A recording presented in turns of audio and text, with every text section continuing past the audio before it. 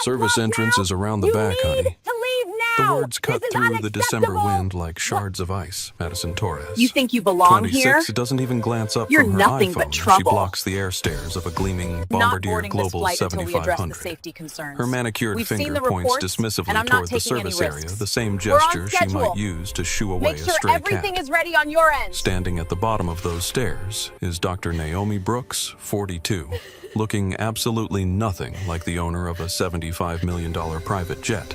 Her faded Howard University sweatshirt hangs loose over black yoga pants. Her natural hair is pulled back in a messy bun secured with what appears to be a hospital scrunchie.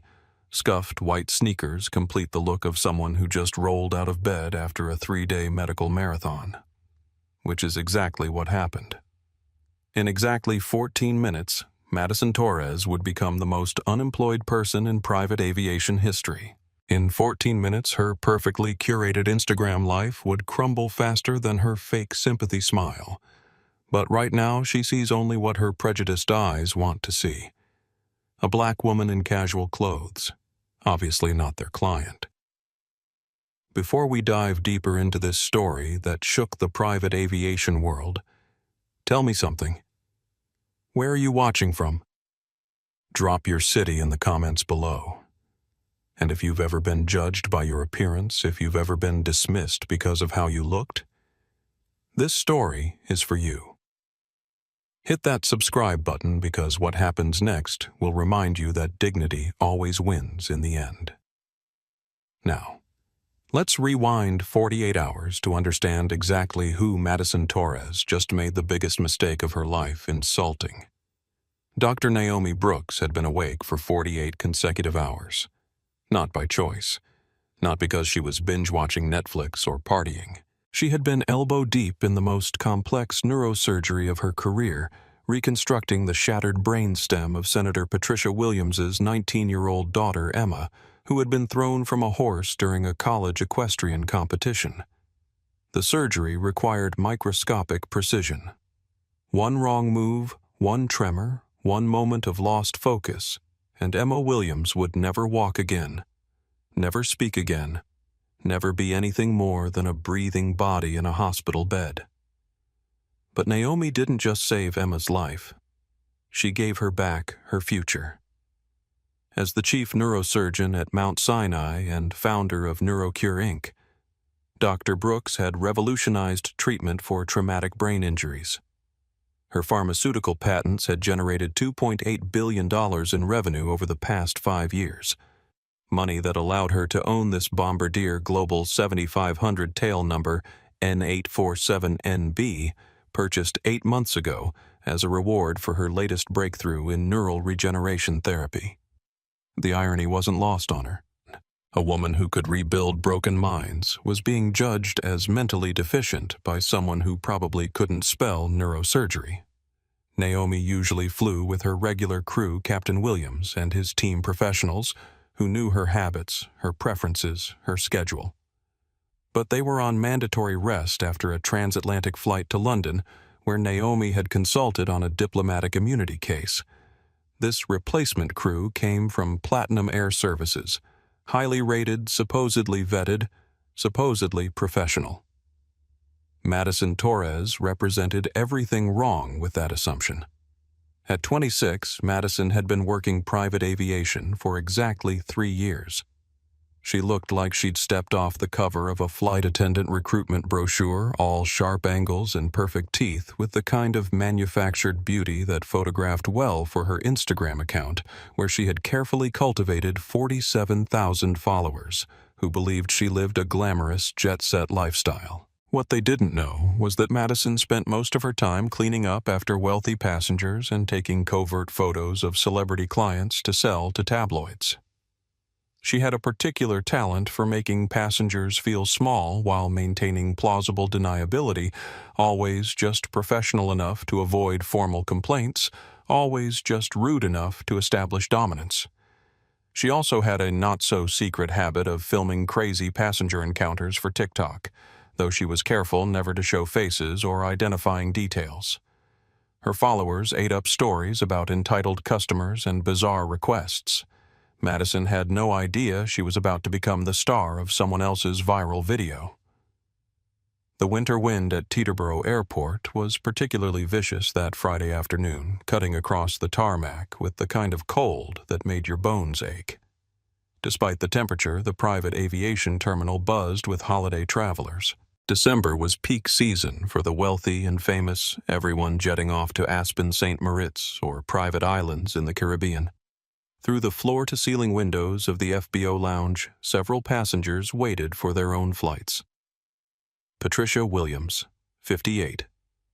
A real estate mogul worth approximately $400 million, sipped champagne while reviewing contracts on her tablet. David Kim, 45, tech executive and early investor in 3 unicorn startups, scrolled through his LinkedIn feed while his assistant coordinated his family's trip to Japan. Maria Santos, 35, lifestyle influencer with 300,000 followers across platforms, live-streamed her pre-flight routine to fans who worshipped her carefully crafted aesthetic. James Parker, 29, sports agent representing half the NBA's rising stars, worked his phone constantly negotiating contracts that would make headline news. All of them had clear views of the tarmac. All of them were about to witness something that would change their perspective on justice forever. Carlos Mendez, 23, worked airport maintenance and ground services. Originally from El Salvador, he'd been at Teterboro for 2 years, saving every penny to bring his younger sister to America for college. Carlos spoke 3 languages fluently and had an associate's degree in aviation management, but most people saw only his maintenance uniform and assumed he was just another invisible worker. Carlos noticed everything. It was his job to notice. And right now he noticed tension building around the Bombardier Global 7500. He pulled his phone from his pocket, not to film, not yet, just to be ready. Something felt wrong. As Dr. Naomi Brooks approached the air stairs of her own aircraft, she carried only 2 items, a worn leather medical bag that had belonged to her mentor, Dr. Sarah Jackson, and a small overnight case containing exactly 3 changes of clothes. She wasn't traveling to impress anyone. She wasn't trying to make a statement. She just wanted to get to her cabin in the mountains outside Aspen, pour a glass of wine, and sleep for approximately 14 hours straight. Madison Torres saw none of this context. She saw what her prejudice told her to see. A black woman in casual clothes approaching a multi-million-dollar aircraft. The math didn't compute in her narrow worldview. "Excuse me," Naomi said, her voice steady despite her exhaustion. "I'm here for the 4 p.m. departure." Madison finally looked up from her phone, scanning Naomi from head to toe with undisguised disdain. "Ma'am, this aircraft is chartered by Dr. Naomi Brooks. This is a private flight. I am Dr. Brooks." Madison actually laughed. Not a polite chuckle or an embarrassed giggle, but a sharp cutting sound that carried across the tarmac like a slap. "Right. And I'm Oprah Winfrey." The comparison was deliberate, calculated.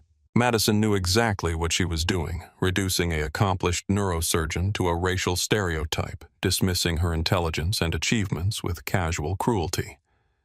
Naomi felt something shift inside her chest. Not anger, not yet, but recognition. She'd been here before. Not on this tarmac, not with this plane, but in this moment. The moment when someone looked at her skin color and decided she couldn't possibly belong. She thought about Emma Williams, the senator's daughter, lying unconscious in the ICU just hours ago. Emma's parents hadn't cared what Naomi looked like when their daughter's life hung in the balance. They'd cared about her skill, her reputation, her ability to perform miracles with a scalpel, but apparently owning the plane she'd earned through those miracles was beyond belief. "Check your manifest," Naomi said calmly. Madison waved her hand dismissively. "I don't need to check anything. Dr. Brooks is a distinguished gentleman, not—" She gestured vaguely at Naomi's appearance, whatever this is. That's when Naomi knew Madison Torres had never actually read the passenger information, had never bothered to research who she was serving, had made assumptions based on a name and her own limited imagination. The wind picked up again, whipping Naomi's sweatshirt hood around her face. She pushed it back, revealing the surgical mask tan lines that marked her as someone who spent serious time in operating rooms. Madison didn't notice. She was too busy texting someone, probably Tyler Morgan, the co-pilot she'd been dating for 6 months. Inside the cockpit, Captain Robert Kane, 52, watched the interaction through the windscreen. Kane was old-school aviation, the kind of pilot who believed the industry had been ruined by political correctness and diversity initiatives. In his mind, private aviation was about serving the right kind of people, people who looked like him, people who belonged. Seeing a black woman in casual clothes arguing with his flight attendant triggered every prejudice Kane had carefully maintained throughout his career. He reached for the intercom. "Madison, everything okay down there?" His voice carried clearly across the tarmac, loud enough for Naomi to hear, loud enough for Carlos Mendez to look up from the luggage cart he was loading 50 yards away. "Just a misunderstanding," Captain Madison replied sweetly, putting on her professional voice for show. "This lady seems confused about which aircraft she's supposed to be on." Naomi stood perfectly still. She'd learned long ago that movement could be interpreted as aggression, that defending herself could be twisted into attack. Better to let them reveal themselves completely before responding. Ma'am Madison continued, her voice dripping with fake concern. "The charter terminal is back that way. Maybe you're looking for a different flight. Commercial departures are in the main terminal." The insult landed exactly as intended. Madison was suggesting Naomi couldn't afford private aviation, that she must be lost. Confused, possibly looking for a discounted commercial flight. Carlos Mendez heard every word. His jaw tightened. He'd seen this before, watched wealthy passengers treat service workers like garbage, watched service workers treat anyone who didn't look right even worse. But this felt different. This felt wrong in a way that made his stomach twist. He pulled out his phone and opened TikTok. Not to go live, not yet, but to be ready. His followers knew him as Carlos Truth Tells, and he'd built a modest following documenting the absurdities of working around the ultra-wealthy. His audience appreciated his bilingual commentary and his willingness to call out bad behavior when he saw it. Inside the FBO lounge, Patricia Williams glanced up from her tablet. Even through the soundproof glass, she could read body language. The woman at the aircraft stairs looked familiar, but Patricia couldn't place her. The flight attendant's posture screamed aggression and superiority. Patricia had been on the receiving end of that kind of treatment early in her career before she'd earned enough money to demand respect. She pulled out her phone and started recording through the window, just in case. Dr. Naomi Brooks looked at Madison Torres and made a decision that would change both their lives forever. Instead of getting angry, instead of demanding to speak to supervisors or threatening lawsuits, she decided to let the situation play out completely. Let Madison dig the hole as deep as she wanted. Let the crew reveal exactly who they were before revealing who she was. "I understand your concern about security," Naomi said, her voice measured and professional. "Perhaps you could check the passenger manifest or ask for my identification." Madison rolled her eyes dramatically. "Ma'am, I don't have time for games. The actual passenger will be arriving soon, and I need to prepare the cabin. You need to move along before security has to get involved." "Security?" The word hung in the air like a threat. Madison was escalating, putting Naomi in the position where any further insistence could be framed as trespassing, as causing a disturbance, as being difficult. It was a trap Naomi had seen before. A trap designed to make the victim choose between dignity and safety, between standing up for themselves and avoiding confrontation. Most people chose safety. Most people walked away.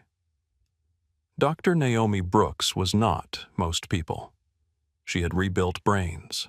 She had saved lives. She had built a pharmaceutical empire from nothing.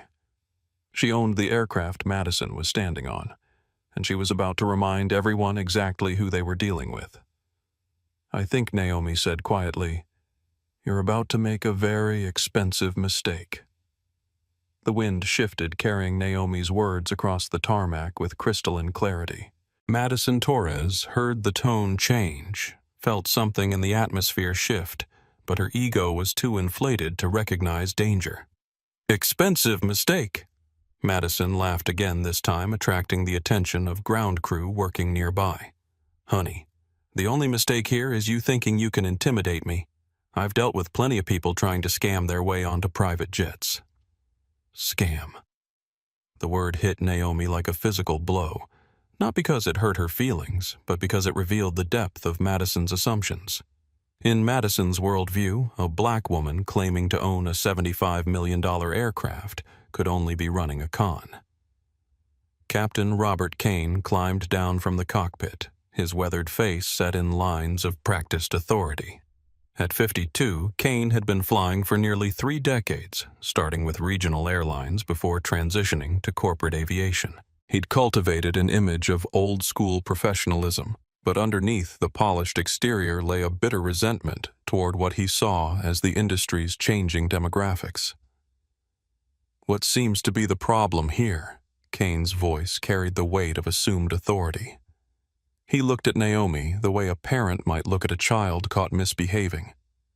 "Captain Kane, this woman is claiming to be Dr. Brooks Madison," explained her voice, taking on the tone of someone reporting a crime.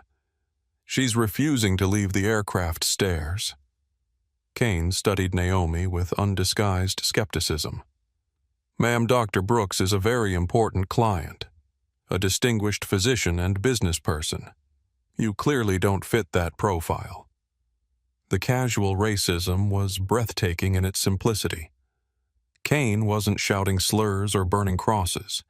He was simply stating, as if it were scientific fact, that Naomi couldn't possibly be who she claimed to be because of how she looked. "What exactly is the profile for a distinguished physician?" Naomi asked, her voice still calm, but carrying a subtle edge that made Carlos Mendez look up from his workstation 50 yards away. Kane waved his hand dismissively. "Professional attire, appropriate bearing, documentation. You look like you just rolled out of bed." "I look like someone who just saved a life," Naomi replied. "But please continue explaining to me what successful people are supposed to look like." The challenge hung in the air like smoke. Madison sensed at first the subtle shift that suggested this woman wasn't going to simply walk away. Instead of backing down, Madison doubled down. "Look, sister," Madison said, putting emphasis on the word sister in a way that made it sound like an insult. "I don't know what game you're playing, but it ends now. Captain Kane. Should I call security, sister?" The word landed like a slap across several faces. Carlos Mendez's head snapped up, his eyes narrowing. Inside the FBO lounge, Patricia Williams set down her champagne glass harder than necessary. Even some of the ground crew stopped what they were doing, but it was Tyler Morgan's reaction that sealed everyone's fate. Tyler Morgan, 28, emerged from the aircraft like he was walking onto a movie set. Tall blonde with the kind of casual confidence that came from never being questioned, never being doubted, never having to prove he belonged anywhere. As Madison's boyfriend of 6 months, he'd learned to mirror her casual cruelty to back up her judgments without question. "Babe, what's the situation?" Tyler asked, slipping an arm around Madison's waist in a gesture that was both possessive and dismissive.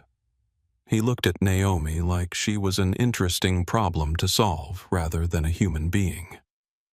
"This woman is trying to board our aircraft," Madison explained, leaning into Tyler's embrace, "claiming to be Dr. Brooks."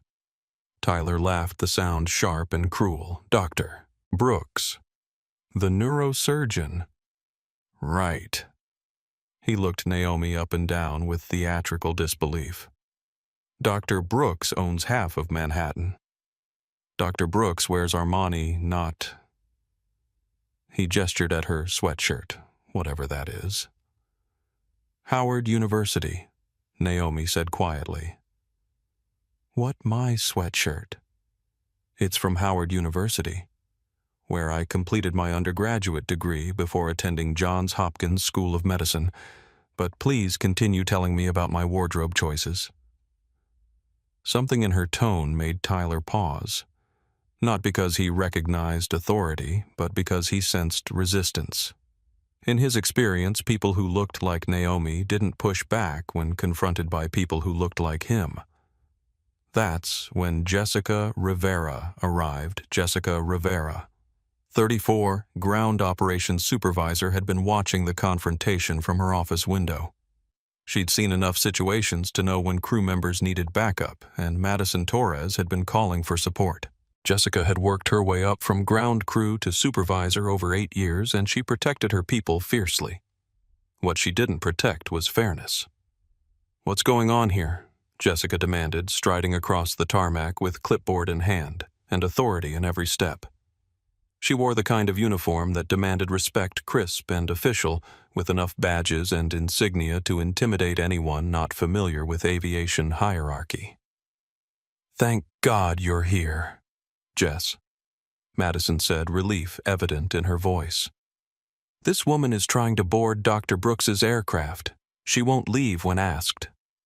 Jessica looked at Naomi with the practiced assessment of someone who spent her days managing problems. "Ma'am, you're on private property. If you don't have authorization to be here, I need you to return to the terminal immediately." "I do have authorization," Naomi replied. "I own this aircraft." Jessica actually rolled her eyes. "Ma'am, please don't make this more difficult than it needs to be." "Doctor, Naomi Brooks is one of our most valued clients, a prominent neurosurgeon and pharmaceutical executive. You're clearly not Dr. Brooks." Clearly. The word hung in the air like a verdict. Jessica hadn't asked for identification, hadn't checked any documentation, hadn't made any effort to verify Naomi's claim. She'd simply looked at a black woman in casual clothes and decided the claim was impossible. Carlos Mendez had heard enough. He pulled out his phone, opened TikTok, and went live.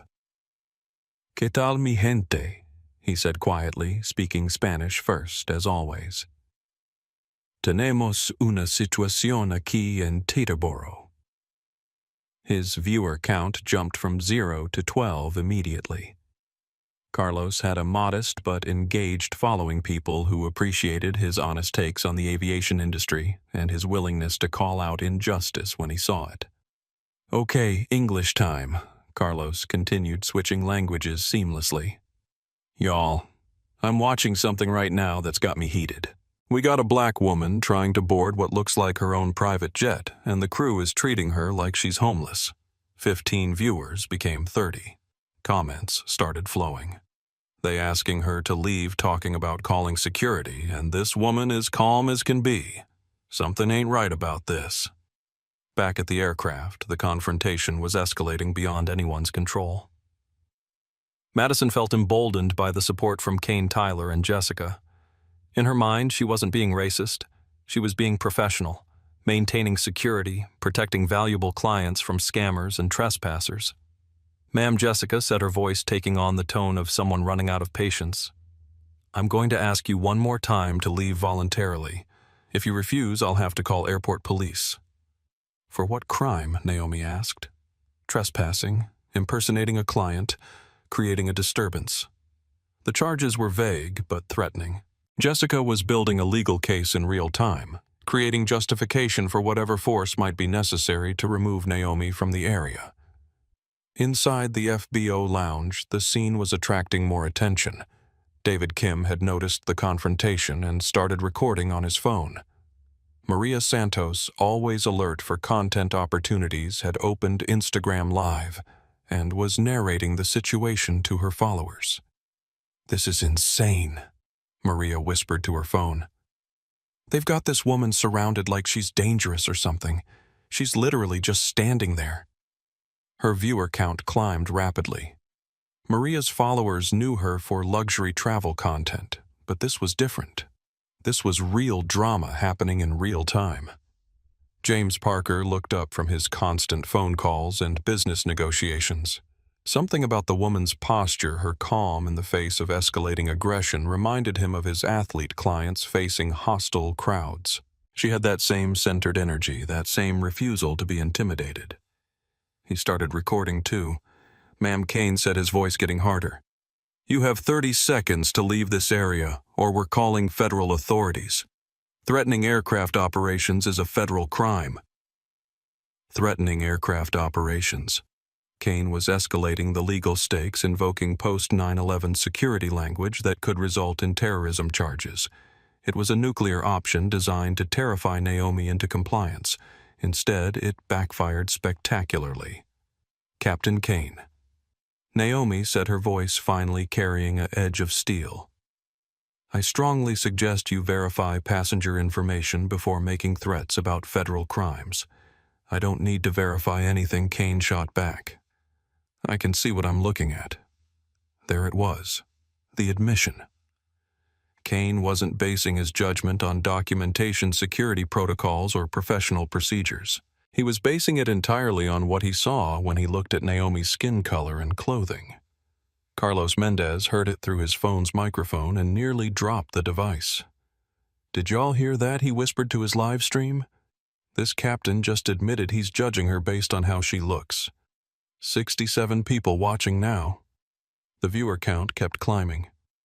People were sharing Carlos's stream, tagging friends, spreading the video across platforms. Teterboro Airport started appearing in comments. Tyler Morgan decided to escalate further. "You know what I'm calling airport security right now? This is harassment." He pulled out his phone and dialed, speaking loudly enough for everyone to hear. "Yeah, we need security at the Bombardier Global on Tango 7. We have an uncooperative individual refusing to leave the area. Possible mental health issue." Mental health issue. Tyler was laying groundwork to dismiss anything Naomi might say as the ravings of someone psychologically unstable. It was character assassination in real time. Madison smiled. In her mind, they were winning. 4 aviation professionals against 1 confused woman. The math seemed simple. She had no idea that Carlos Mendez's live stream had just hit 200 viewers and was climbing rapidly. She had no idea that inside the FBO lounge, Patricia Williams was texting contacts at 3 major news networks. She had no idea that Maria Santos's Instagram Live had been picked up by several aviation news accounts. Most importantly, she had no idea who she was actually talking to.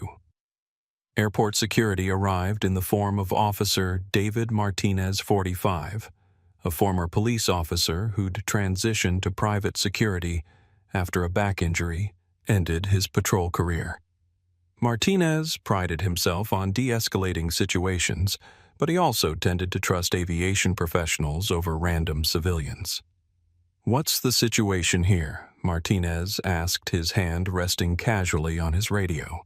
"This woman is refusing to leave the aircraft area," Jessica explained quickly. "We've asked multiple times, but she's claiming to own the plane." Martinez looked at Naomi with the practiced assessment of someone who dealt with thousands of disputed situations. "Ma'am, do you have documentation showing you're authorized to be here?" It was the first reasonable question anyone had asked. Naomi reached into her medical bag and pulled out her wallet, removing a black American Express Centurion card and her driver's license. "Dr. Naomi Brooks," she said, handing both items to Martinez. "That's my aircraft."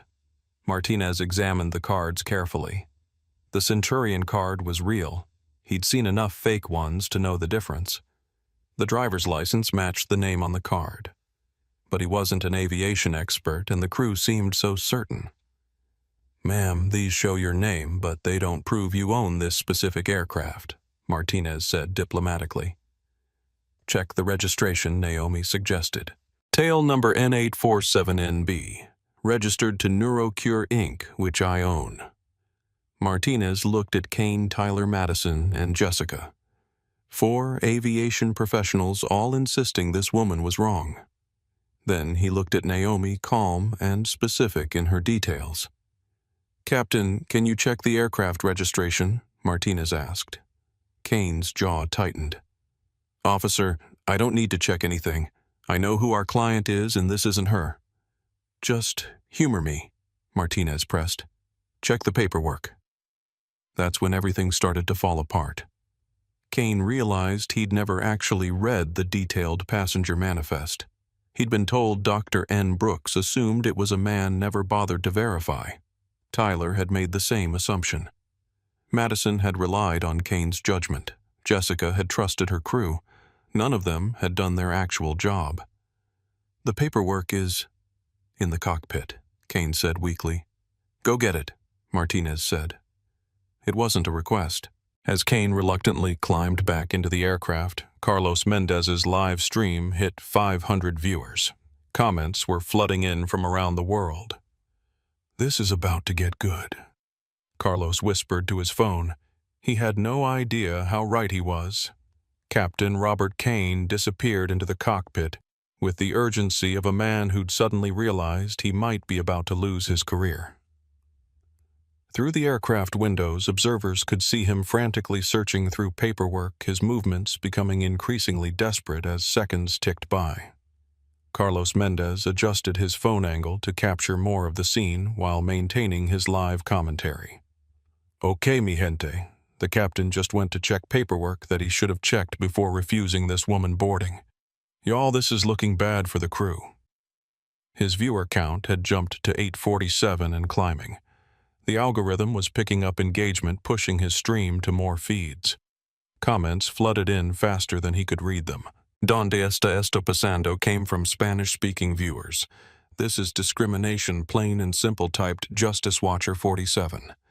That woman is too calm, she knows something they don't, observed aviation expert. Inside the FBO lounge, Patricia Williams had seen enough. As a successful businesswoman, she'd faced her share of discrimination throughout her career. The scene unfolding on the tarmac triggered every memory of being underestimated, dismissed, or denied access because of her gender. Watching a black woman face the same treatment, but worse, struck a nerve. She opened her phone's camera app and began recording her business instincts, telling her this moment needed to be preserved. David Kim, the tech executive, recognized the viral potential immediately.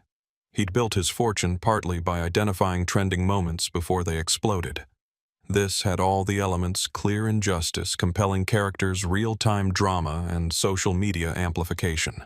He posted to LinkedIn, watching what appears to be racial discrimination unfold in real time at Teterboro Airport. Aviation crew denying boarding to a black woman who claims to own the 75 millionaire jet. Will update with video. The post went live to his 45,000 professional connections. Maria Santos had the biggest social media following in the lounge, and her Instagram Live was already viral within the aviation and travel influencer communities. Her followers knew her for luxury content, but they'd never seen her this animated about social justice. This is not okay, she told her camera, her voice carrying clearly through the lounge. I don't care what anyone looks like if they say they own the plane, you check the documentation. You don't just dismiss them.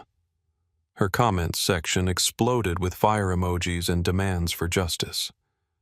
Back on the tarmac, Officer Martinez was growing impatient. Captain Kane, how long does it take to find paperwork? Kane's voice came from inside the cockpit, muffled and strained. Just give me another minute, officer. Jessica Rivera sensed the momentum shifting and decided to take control. Officer Martinez, regardless of paperwork, this woman has been disruptive and uncooperative. She's interfering with flight operations. It was a desperate move trying to criminalize Naomi's presence regardless of whether she owned the aircraft. Tyler Morgan nodded enthusiastically. She's been argumentative from the start, refusing direct instructions from flight crew. Madison Torres, feeling the ground shifting beneath her feet, played her trump card. Plus, she doesn't look like she could afford this kind of aircraft. I mean, come on. The words hung in the air like toxic smoke. Madison had finally said explicitly what everyone had been thinking implicitly. She'd reduced the entire situation to its racist core. A black woman couldn't possibly be wealthy enough to own a private jet. Carlos Mendez nearly dropped his phone. Did she just...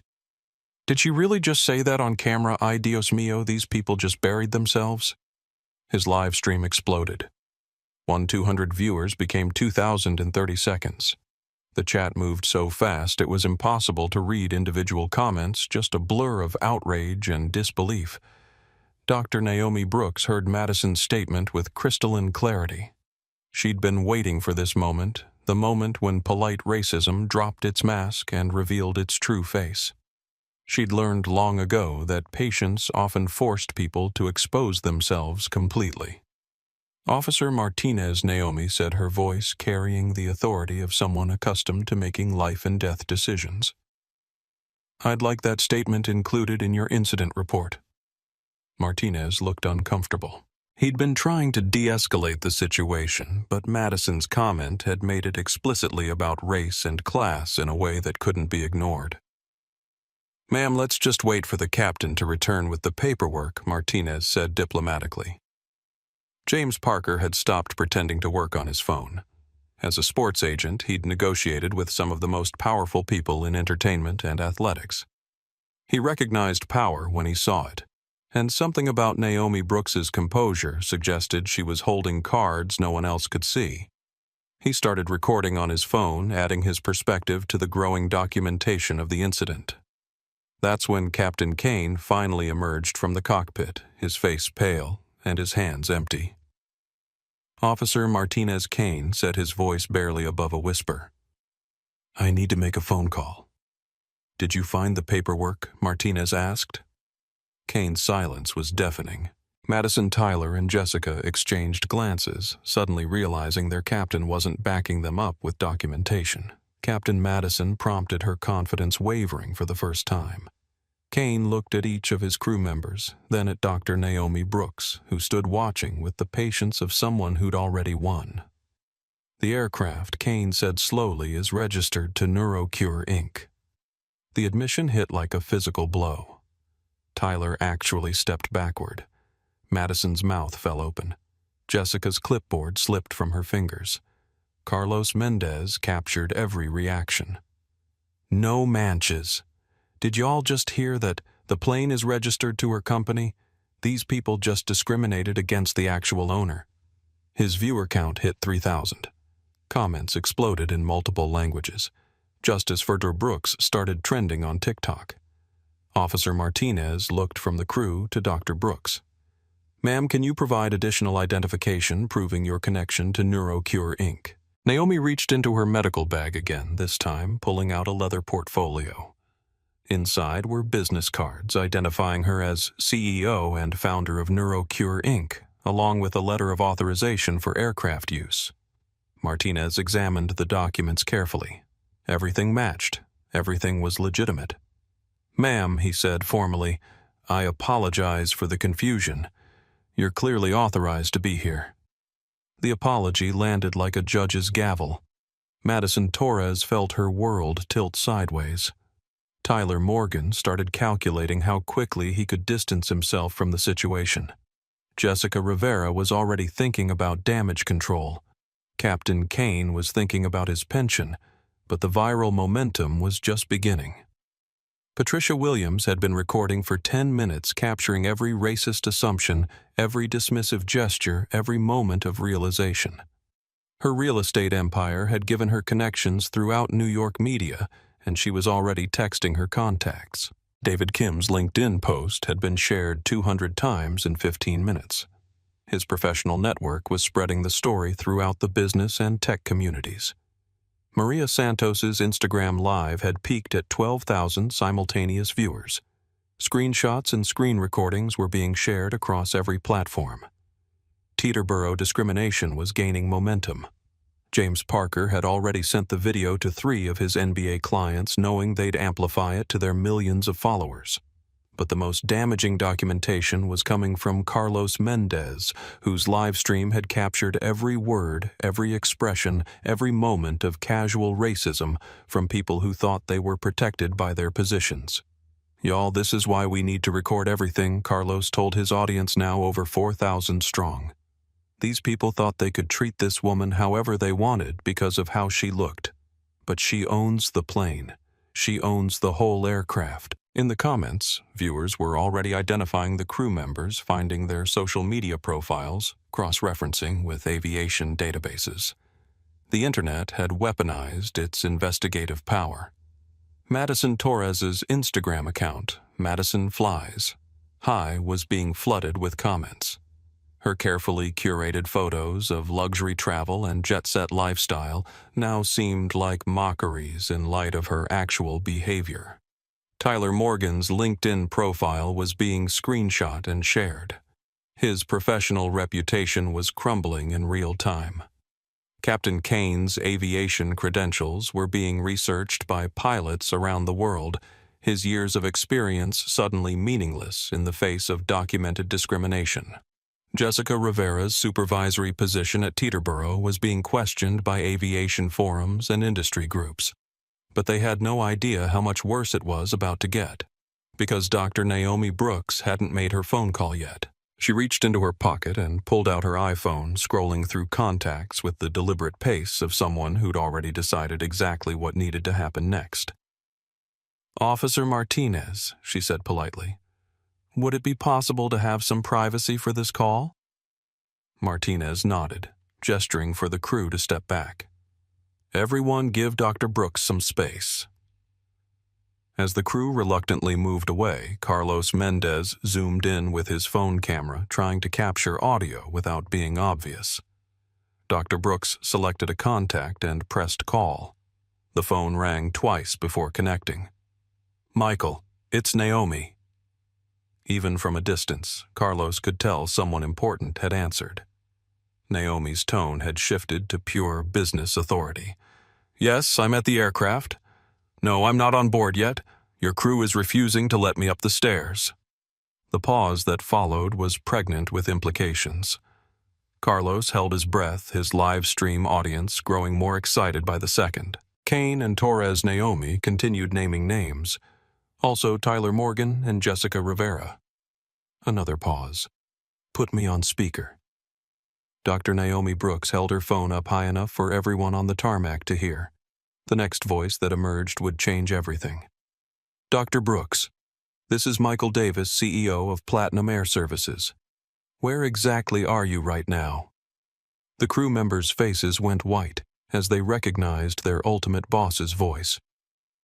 "I'm standing on the tarmac at Teterboro being refused boarding of my own aircraft by your employees."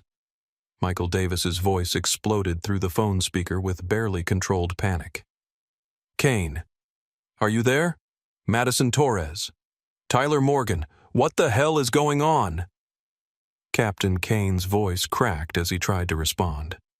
"Mr. Davis, there was a misunderstanding about passenger identification."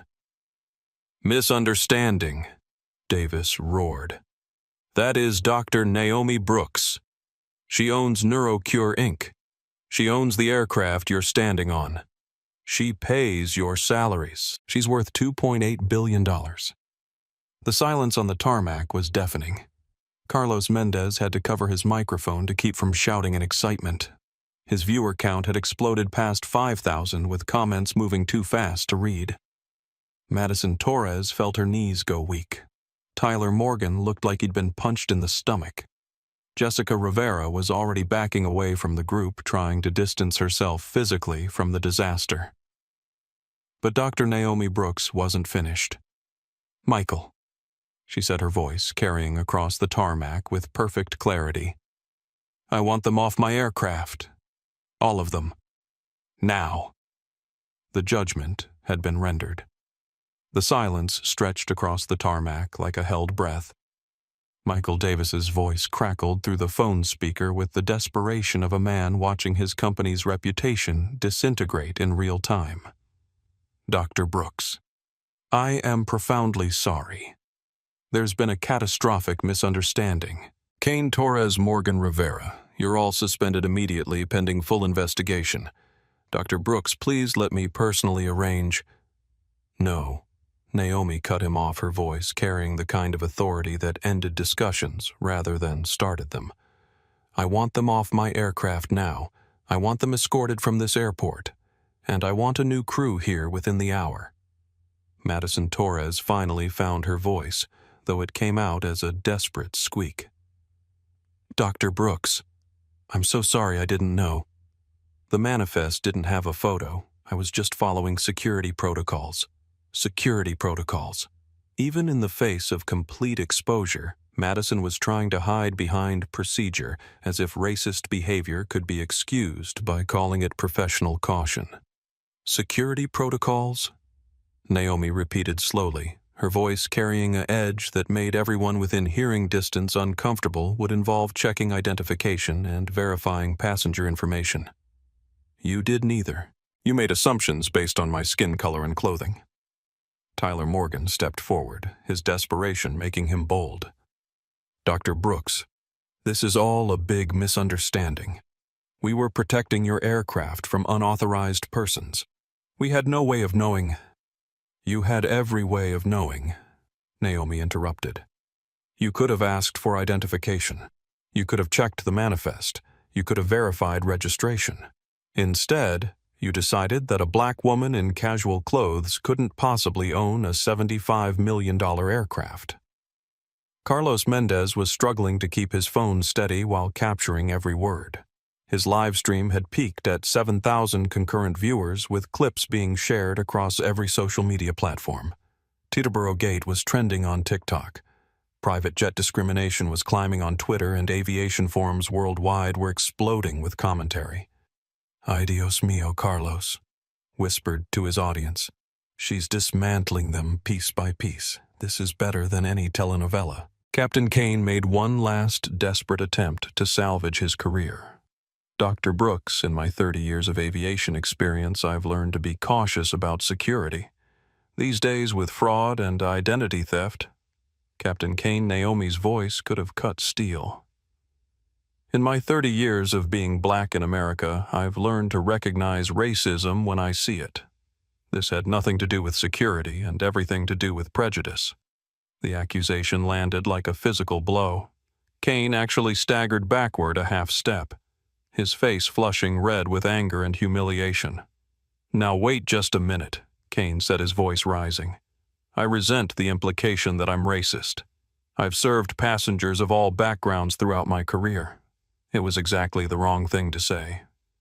Dr. Naomi Brooks stared at him with the cold precision of a surgeon preparing to make an incision. "Captain Kane, you told me I didn't look like a distinguished physician. You said I clearly didn't fit the profile. You refused to check documentation. You threatened me with federal charges. And when pressed, you admitted you were judging based on what you could see. What exactly did you see that made you so certain I couldn't be Dr. Brooks?" Kane's mouth opened and closed silently. There was no answer that wouldn't damn him completely. Jessica Rivera, sensing the total collapse of any defensible position, decided to go on the attack. "Dr. Brooks, with all due respect, you have to understand our position. Private aviation deals with security threats every day. We have protocols." "Ms. Rivera," Naomi interrupted, "you're the ground operations supervisor. You're responsible for ensuring crew members follow actual protocols, not made-up justifications for discrimination. Did you verify my identity before supporting your crew's refusal?" "We were informed by the crew." "Did you personally verify my identity?" "No, but—" "Did you check the aircraft registration?" The crew said, "Yes or no, Miss Rivera." "Did you check the registration?" Jessica's silence was damning. Officer Martinez had been watching this exchange with growing discomfort. As security, he was supposed to maintain order, but it was becoming clear that the real threat to order was the crew's behavior, not the passengers' presence. Dr. Brooks Martinez said diplomatically, "How would you like to proceed?" Before Naomi could answer, another voice joined the conversation from an unexpected direction. "Excuse me," came a crisp British accent from behind the group. I couldn't help but overhear. Everyone turned to see William Thompson, 49 Airport Operations Manager, striding across the tarmac with the confidence of someone who owned the ground they walked on. Thompson had been monitoring the situation from his office, watching through security cameras as it escalated beyond his staff's control. Thompson represented old money authority, the kind of institutional power that rarely questioned itself. He wore his position like armor, convinced that his title made him right regardless of circumstances. "I'm William Thompson, Airport Operations Manager," he announced as if his position should end all discussion. "There seems to be some confusion here about access protocols." Naomi turned to face Thompson with the same calm attention she'd given the crew. "No confusion, Mr. Thompson. Your ground supervisor and this aircraft crew denied me boarding of my own plane based on my appearance." Thompson's smile was condescending, practiced, designed to make difficult people feel small. "Ms. I'm sorry, what did you say your name was? Dr. Naomi Brooks, owner of this aircraft?" Thompson's smile faltered slightly, but his institutional arrogance held firm. "Dr. Brooks, I'm sure there's been a misunderstanding. Our crew members are highly trained professionals. If they had concerns about identification, they never asked for identification." "Well, surely you understand that private aircraft require certain standards of presentation." Standards of presentation. Thompson had walked directly into the same trap that had destroyed the crew. He was suggesting that Naomi's appearance disqualified her from accessing her own property. Carlos Mendez couldn't believe what he was hearing. Y'all, the airport manager, just doubled down on this discrimination. He's talking about standards of presentation to a woman who owns the plane. His live stream was being watched by over 8,000 people now, with viewers sharing clips faster than he could track. Teterboro discrimination had gone global, with aviation professionals from Europe, Asia, and South America weighing in. Inside the FBO lounge, Patricia Williams had seen enough.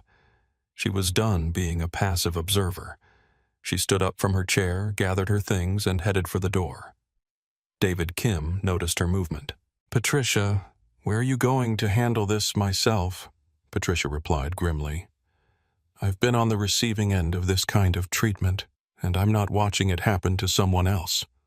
She pushed through the FBO doors and strode onto the tarmac, her $2,000 Hermes heels clicking authoritatively against the concrete. Maria Santos was still live streaming, but now her followers were demanding action, not just observation. "You need to do something," filled her comments. "Don't just record." Maria looked through the window at the confrontation, then at her phone screen showing thousands of viewers, then back at the tarmac. She made a decision that would change her entire relationship with her audience. She ended her live stream and headed outside. James Parker was dealing with his own moral reckoning. His athlete clients faced discrimination constantly, and he'd built his career fighting for their respect and fair treatment. Watching someone else face the same bias while he sat comfortably in a lounge was making him physically ill. He finished his phone call and followed Maria toward the door. Back on the tarmac, William Thompson was digging his own professional grave with remarkable efficiency. "Dr. Brooks, I'm sure you're a very accomplished person, but you have to understand our position. Private aviation serves a specific clientele with certain expectations." "What expectations?" Naomi asked, her voice dangerously quiet. "Professional presentation, appropriate documentation, behavioral standards." "Behavioral standards," Naomi repeated. "You mean standing calmly while being insulted, discriminated against, and threatened with arrest?" Thompson was realizing he'd walked into a buzzsaw, but his institutional pride wouldn't let him back down. "Dr. Brooks, I'm simply trying to explain." "No, Mr. Thompson. You're trying to justify the unjustifiable. You're trying to make discrimination sound like customer service." That's when Patricia Williams arrived. "Excuse me," Patricia said, her voice carrying the authority of someone accustomed to being obeyed. "I'm Patricia Williams. I've been watching this debacle from the FBO lounge, and I need to say something." Thompson turned toward Patricia with visible relief. Here was someone who looked like his idea of a private aviation client, well-dressed, clearly wealthy, definitely white. Ms. Williams, I appreciate your concern, but this is an operational matter. This is a civil rights violation. Patricia cut him off. I've been recording everything from inside the lounge. I have video of your crew refusing boarding to the aircraft owner based solely on her appearance. I have audio of explicitly racist statements, and I have contacts at 3 major news networks who will be very interested in this story. Thompson's face went pale. Patricia Williams wasn't just another passenger. She was a media-connected billionaire with the power to destroy reputations. Madison Torres was hyperventilating. Her carefully constructed Instagram life was crumbling in real time as comments flooded her posts. Her follower count dropped and aviation industry accounts started blocking her. Tyler Morgan was frantically texting someone, probably his father, who worked in corporate aviation and might have connections to help him. Captain Kane was staring at the ground, finally understanding that his 30-year career was over. Jessica Rivera was backing toward the terminal, trying to physically distance herself from the disaster she'd helped create. But Dr. Naomi Brooks wasn't finished with any of them. Mr. Thompson, she said, her voice carrying across the tarmac with surgical precision. I want a written incident report documenting everything that happened here. I want the security footage preserved. I want personnel files for everyone involved. And I want assurance that this will never happen to another passenger at your airport. Thompson tried one last desperate deflection. Dr. Brooks, surely we can resolve this privately. No need for formal complaints or media attention. Mr. Thompson, Patricia Williams interrupted. It's too late for private resolution. This is already viral. Carlos over there has been live streaming to thousands of viewers. Social media is exploding. The damage is done. As if summoned by her words, Carlos Mendez looked up from his phone. Exacto. 8,000 people watched this happen live. Y'all can't cover this up. Maria Santos and James Parker had reached the group, adding their voices to the growing chorus of witnesses demanding accountability. I'm Maria Santos. Maria announced 300,000 Instagram followers. I've documented everything that happened here. James Parker. James added, I represent professional athletes who face this kind of discrimination constantly. This needs to be addressed comprehensively. Thompson found himself surrounded by wealthy, connected witnesses who weren't going to let this disappear quietly. His institutional authority was meaningless against viral video and social media outrage. Dr. Naomi Brooks surveyed the scene she'd created simply by insisting on being treated with basic human dignity. The crew that had humiliated her was suspended and facing career extinction. The airport manager who'd supported them was scrambling to save his own job. The witnesses who'd remained silent initially were now active allies demanding justice. But she still wasn't done. She had one more phone call to make. Dr. Naomi Brooks reached into her medical bag one final time, retrieving a second phone, a sleek device that looked different from her personal iPhone. This was her business phone, connected to networks and contacts that could reshape entire industries. Before I make this call, she announced, her voice carrying across the tarmac to the assembled group of crew members, witnesses, and airport officials. I want everyone to understand exactly what's about to happen. The wind had died down, leaving the December air sharp and still. Carlos Mendez adjusted his phone angle, ensuring his 9,000 live stream viewers could capture every word. Comments flooded past faster than anyone could read, but the sentiment was universal anticipation. Madison Torres felt her stomach drop. She'd thought the worst was over when they discovered Naomi actually owned the aircraft. She was beginning to realize the worst hadn't even started.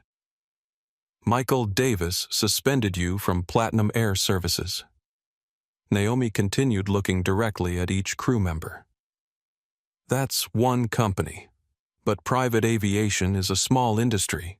Word travels fast. Reputations matter. Captain Kane's face was gray. In 30 years of flying, he'd built a reputation for professionalism and reliability. That reputation was his most valuable asset, more important than his pilot's license, more crucial than his accumulated flight hours. Tyler Morgan was still frantically texting, but his contacts weren't responding. Word was already spreading through aviation networks faster than he could control. Jessica Rivera had backed almost to the terminal building, but she could still hear every word clearly. William Thompson was calculating damage control options, but Patricia Williams' threat about media contacts had eliminated most of his strategies. This phone, Naomi said, holding up the sleek device, is connected to the Aviation Safety and Professional Standards database.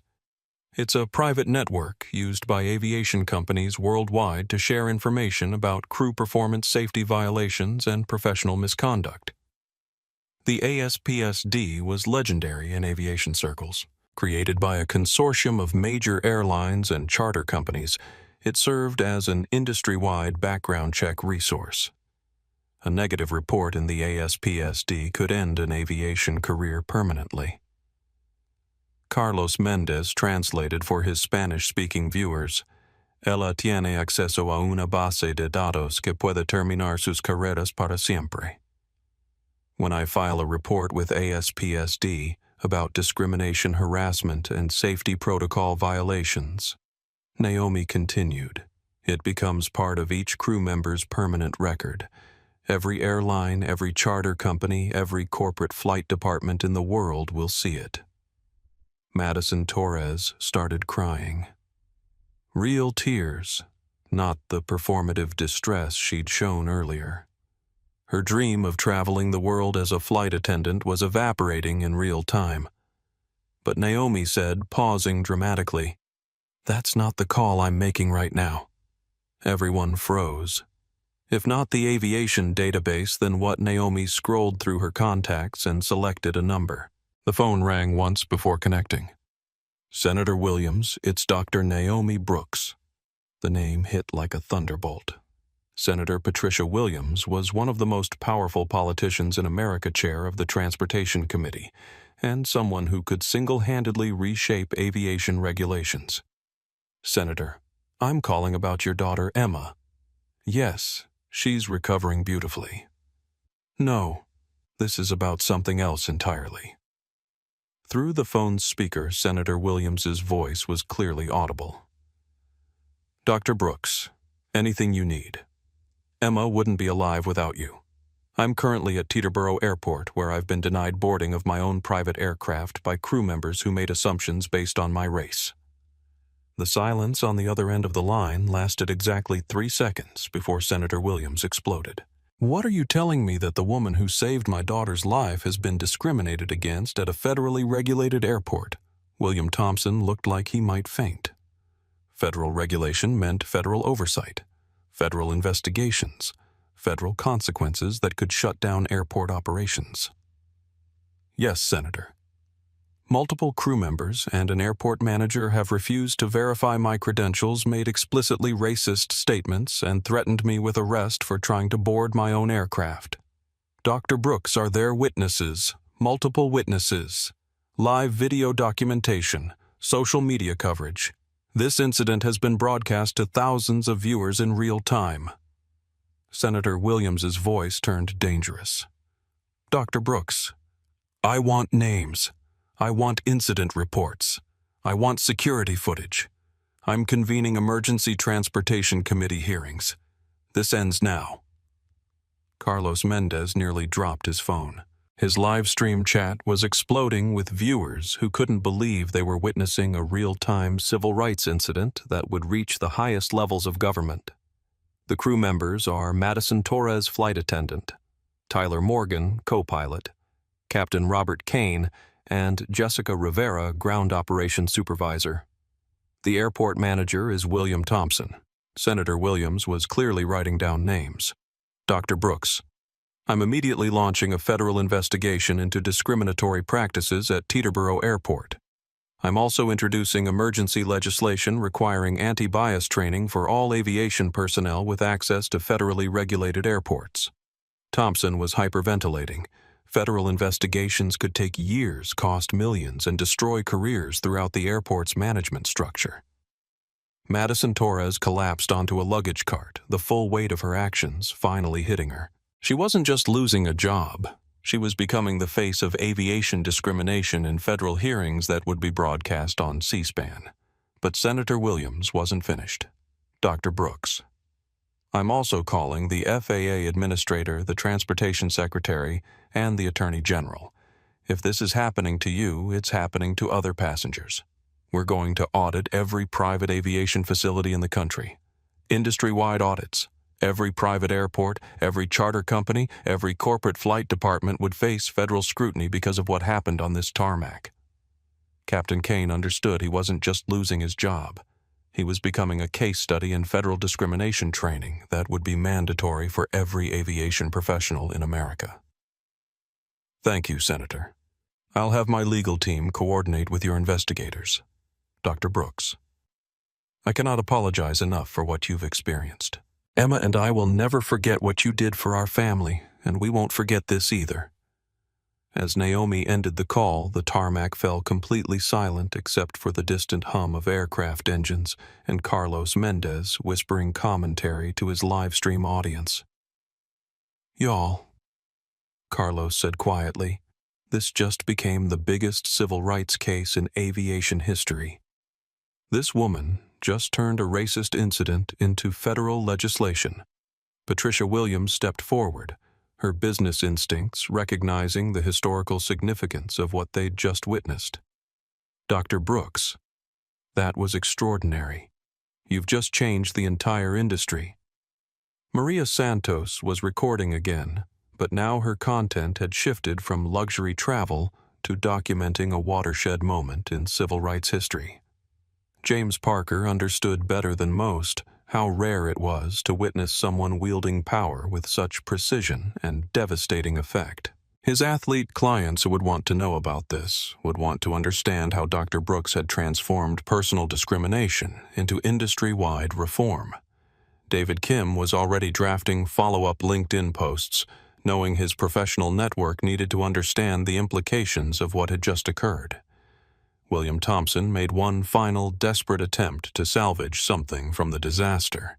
Dr. Brooks, perhaps we can discuss this internally before involving federal authorities. Dr. Naomi Brooks turned to face Thompson with the kind of look that had made medical students reconsider their career choices.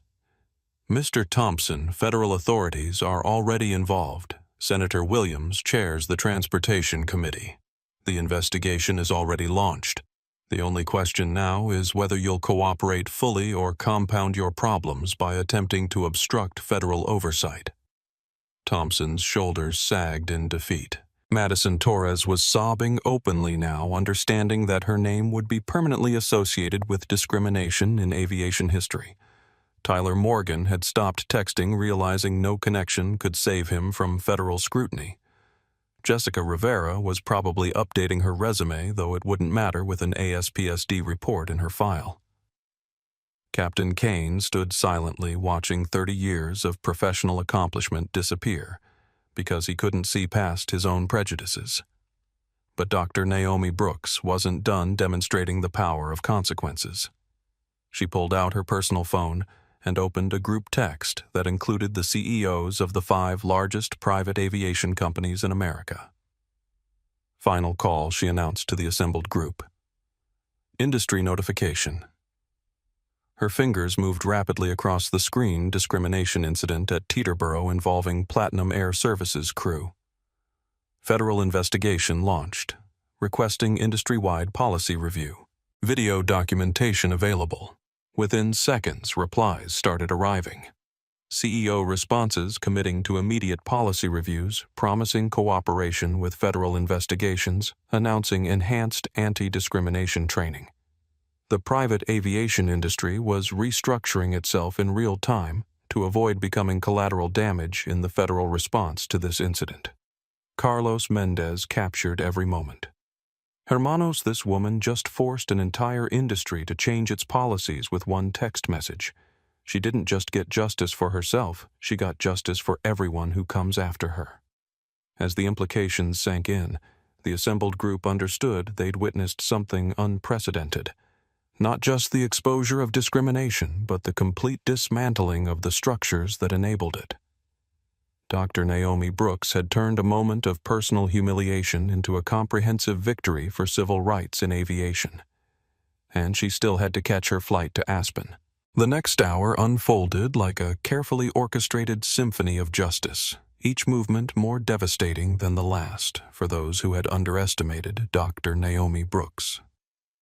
Within minutes of Senator Williams' call, 3 black SUVs arrived at Teterboro Airport. Federal investigators, aviation safety officials, and civil rights attorneys emerged with briefcases and recording equipment. The private airport that catered to the ultra-wealthy suddenly looked like a crime scene. Carlos Mendez had to adjust his live stream setup as investigators politely asked him to continue recording, but from a position that wouldn't interfere with their work. His viewer count had peaked at 12,000, with clips of his stream being shared across every social media platform imaginable. Mira Gente Carlos whispered to his audience, "This is what justice looks like when you mess with the wrong person." Federal investigators just rolled up like it's a movie. Madison Torres sat on the luggage cart where she'd collapsed, staring at her phone in horror as notifications flooded her screen. Her Instagram account. Madison Flies High was being overwhelmed with comments ranging from angry to devastating. Screenshots of her discriminatory behavior were being shared faster than she could process. Her follower count was dropping in real time. 47,000 became 45,000, then 42,000, then 38,000. Brands that had sent her free products were publicly distancing themselves. The luxury lifestyle she'd built through social media was crumbling as fast as her aviation career. Tyler Morgan was discovering that the aviation world was smaller than he'd imagined. His father's connections in corporate aviation weren't returning calls. Word had spread through professional networks with the speed of wildfire. The ASPSD report that Dr. Brooks had threatened was already being prepared, but it was becoming irrelevant. Nobody needed an official database to know what Tyler Morgan had done. It was documented in high-definition video watched by tens of thousands of people. Captain Kane faced the most devastating professional consequences. The airline transport pilot license he'd worked 30 years to earn was under review by the FAA. His decades of experience, his spotless safety record, his thousands of flight hours, none of it mattered now. He'd let prejudice override professionalism, and the aviation industry was unforgiving of pilots who demonstrated poor judgment. Jessica Rivera had disappeared into the terminal building, but her absence wouldn't save her. Airport security cameras had captured her every discriminatory statement. Her supervisory position required exemplary professional conduct, and she'd failed spectacularly on the most public stage possible. William Thompson was in his office on a conference call with airport board members, lawyers, and crisis management consultants.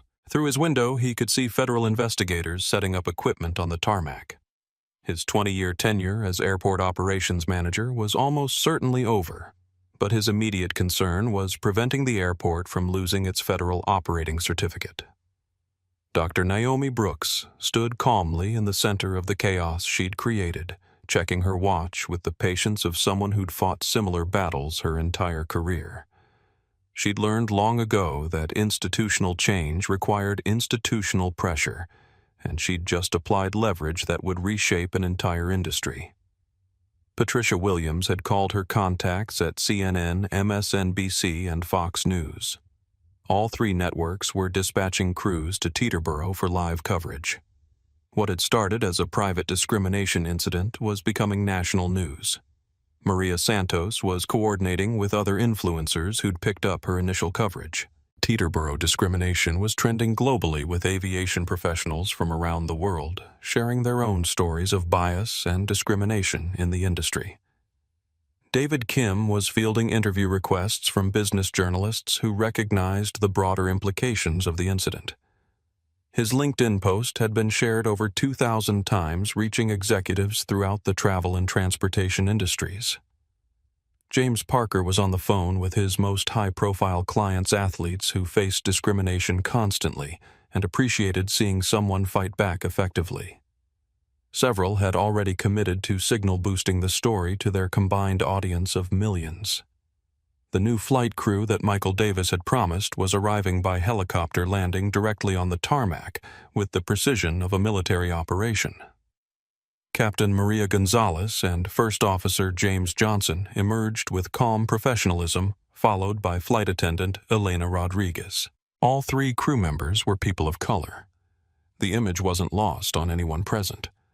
Platinum Air Services was making a statement about diversity and inclusion that would be visible in every news report about the incident. Captain Gonzalez approached Dr. Brooks with respectful authority. "Dr. Brooks, I'm Captain Maria Gonzalez. We're here to ensure you have a safe and comfortable flight to Aspen. Thank you, Captain. I appreciate you getting here so quickly. Ma'am, it's an honor to serve you. We've reviewed the flight plan. Weather conditions are excellent, and we're ready for departure at your convenience." The contrast was stark and deliberate. Professional respect replacing racist dismissal. Competent service replacing discriminatory assumptions. Human dignity replacing prejudicial treatment. Carlos Mendez captured the crew change for his livestream audience. "Look at this, hermanos. This is how you're supposed to treat passengers. With respect, regardless of what they look like." As Dr. Brooks finally climbed the stairs to her own aircraft, Madison Torres made one final desperate attempt at damage control. She approached the stairs, tears streaming down her face. "Dr. Brooks, please, I'm so sorry. I didn't mean any harm. I was just doing my job. Please don't let them destroy my life." Dr. Brooks paused on the stairs and looked down at Madison with the same clinical assessment she might give a patient's symptoms.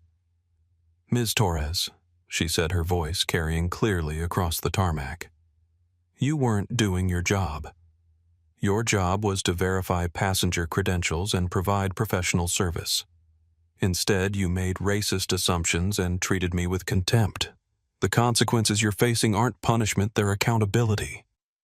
Madison collapsed to her knees on the tarmac, the full weight of her actions finally overwhelming her. She'd thought racism was consequence-free as long as it was polite and professional-sounding. She was learning otherwise. Tyler Morgan tried to approach as well, but Captain Gonzalez intercepted him. "Sir, please step away from the aircraft." The authority in her voice was unmistakable.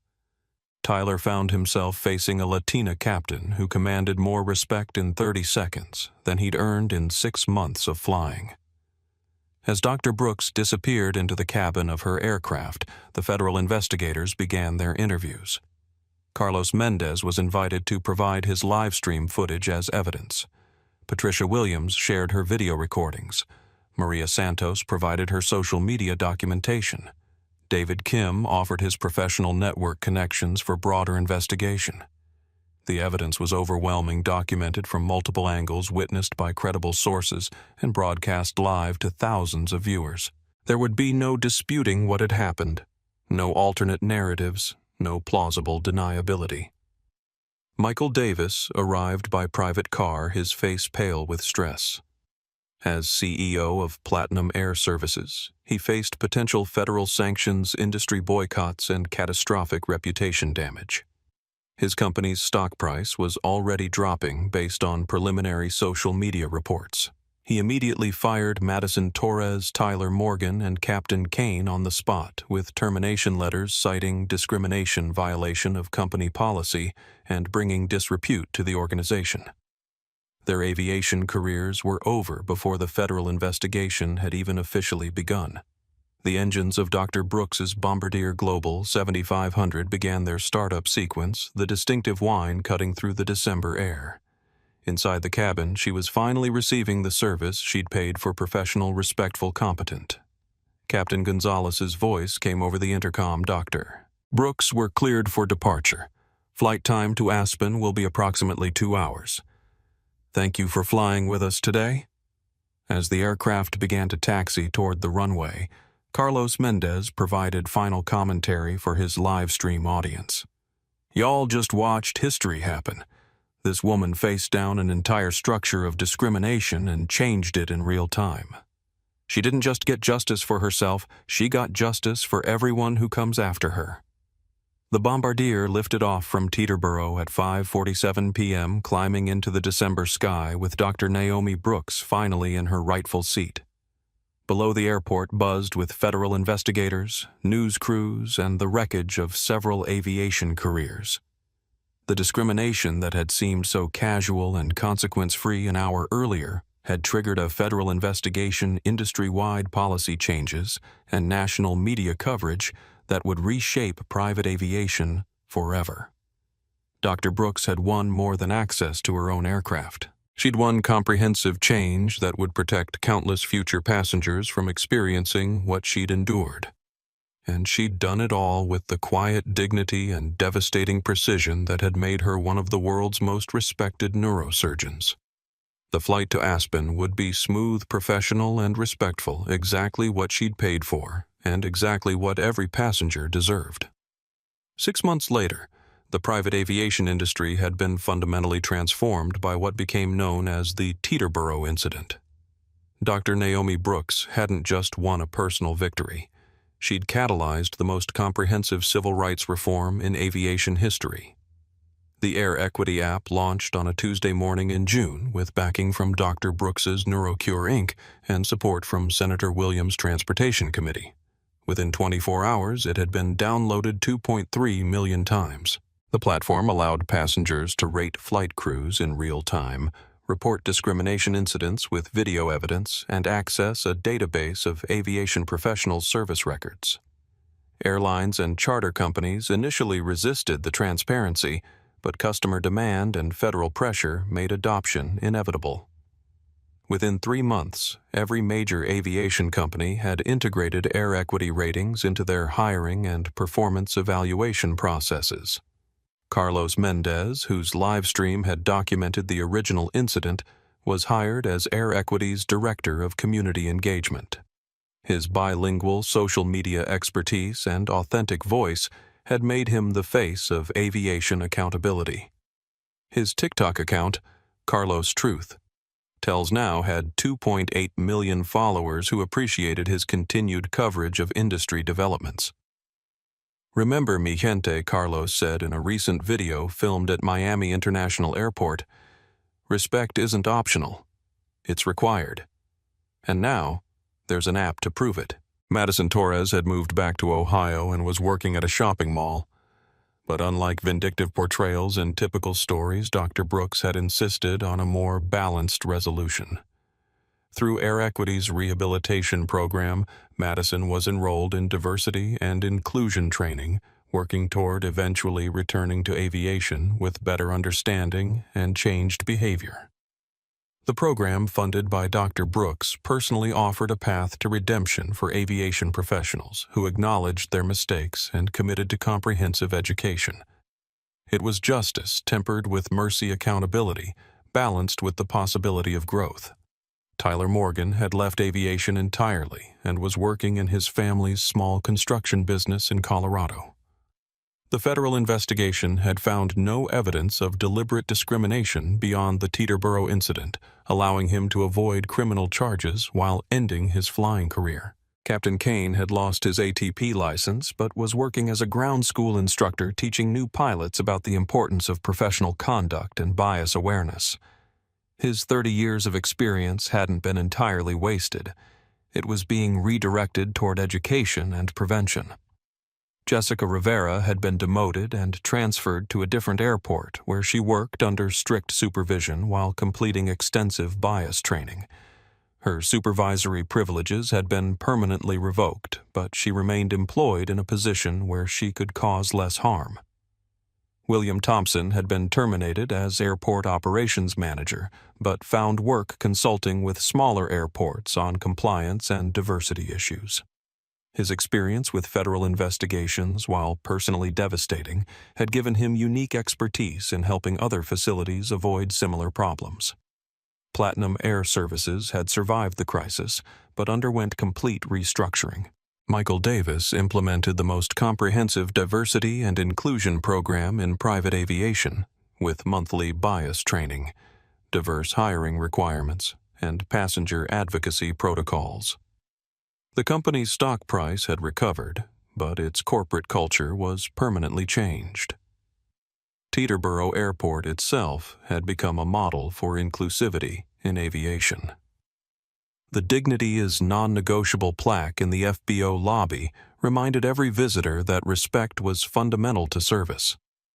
New passenger rights protections were posted throughout the terminal, and cultural sensitivity training was mandatory for all personnel. The federal legislation that emerged from the incident, known as the Private Aviation Equality Act, required annual bias training for all aviation personnel with access to federally regulated airports. The law also established the Federal Aviation Discrimination Response Office, with Dr. Brooks serving as an unpaid advisor. Senator Williams had kept her promise about comprehensive industry audits. Over 200 private aviation facilities faced federal review, resulting in policy changes at 89% of inspected locations. The message was clear. Discrimination would trigger federal oversight that no facility could afford to ignore. But the most meaningful change came in the daily experiences of passengers who had previously faced bias and dismissal.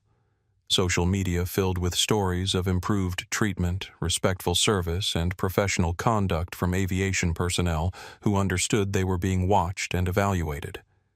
Dr. Brooks had created more than an app or a law. She'd created cultural accountability that made discrimination professionally toxic. Aviation workers knew that discriminatory behavior would be documented, reported, and career-ending. The transformation extended beyond aviation. Other luxury service industries began adopting similar rating programs and bias training efforts. Hotels, restaurants, and retail establishments recognized that customer discrimination was no longer sustainable in an age of viral accountability. On a warm December morning, exactly 1 year after the original incident, Dr. Naomi Brooks returned to Teterboro Airport for the first time since her discriminatory treatment. The contrast was remarkable. Captain Elena Rodriguez greeted her personally at the FBO entrance. "Dr. Brooks, welcome back to Teterboro. Your aircraft is prepared and ready for departure." The crew for her Bombardier Global 7500 included Captain James Washington, co-pilot Sarah Kim, and flight attendant Maria Santos. The same Maria Santos who had witnessed the original incident and become an advocate for change. Dr. Brooks Maria said warmly, "It's an honor to serve you today. I've completed advanced cultural competency training since we last met, and I wanted to thank you for inspiring industry-wide changes that benefit all passengers." As Dr. Brooks climbed the stairs to her aircraft, she paused to look across the tarmac where the original confrontation had occurred. Carlos Mendez was there with a film crew documenting the anniversary return for a special Air Equity documentary. 1 year ago, he said into his camera, "We witnessed discrimination become accountability. Today, we see how one woman's dignity changed an entire industry." Inside the aircraft, the service was exemplary, not because Dr. Brooks was special, but because respectful treatment had become the industry standard. Her refusal to accept less had raised the bar for everyone. As the Bombardier taxied toward the runway, Dr. Brooks reflected on the year that had passed. She'd achieved more than personal justice. She'd created structural change that would protect countless future passengers from experiencing discriminatory treatment. The aircraft lifted off smoothly, climbing into clear skies above New York. Below Teterboro Airport continued its operations with new respect for dignity, new awareness of bias, and new commitment to treating every passenger with professional courtesy, regardless of their appearance. Captain Washington's voice came through the cabin speakers. "Dr. Brooks, we're cleared to altitude. Thank you for flying with us today, and thank you for everything you've done for our industry." Dr. Brooks smiled as she settled into her seat with a glass of wine and a medical journal. She had a cabin in Aspen waiting a pharmaceutical empire to run and lives to save in operating rooms around the world. But first, she had transformed an industry that had tried to diminish her, creating lasting change through the simple act of refusing to accept disrespect. The dignity she'd insisted upon for herself had become a standard that protected everyone who came after her. Sometimes revolutions started with one person refusing to move from where they belonged, and Dr. Naomi Brooks had always belonged in first class, not because of her wealth, but because of her humanity. If this story moved you, share it with someone who needs to remember that quiet strength can change the world.